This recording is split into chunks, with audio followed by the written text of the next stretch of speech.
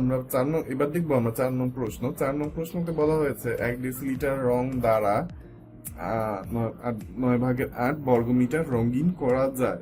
আমাকে বলা হয়েছে যে যদি আমাকে 8/5 ডেসিলিটার রং দেওয়া হয় তাহলে আমি কত বর্গমিটার রঙিন করতে পারবো।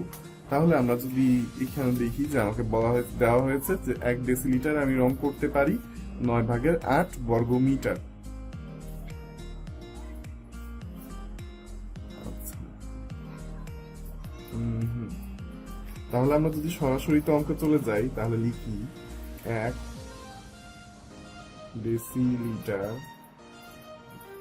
দ্বারা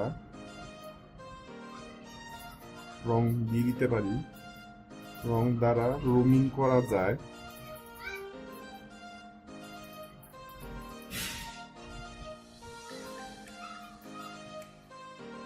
9/8 বর্গ মিটার।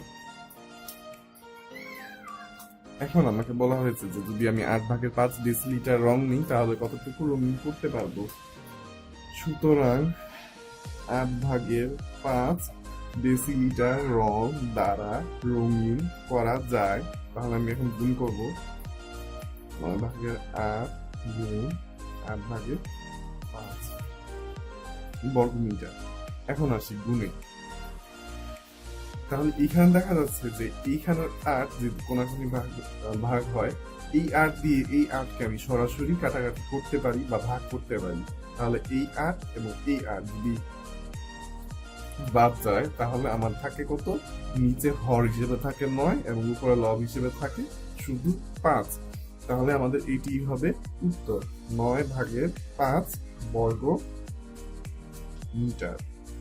তার মানে আমি কি করতে পারি যে 8/5 ডেসিলিটার রং দ্বারা মোট 9/5 বর্গমিটার রঙিন করতে পারবো। তার মানে আমাদের উত্তর আসবে উত্তর 9/5 বর্গ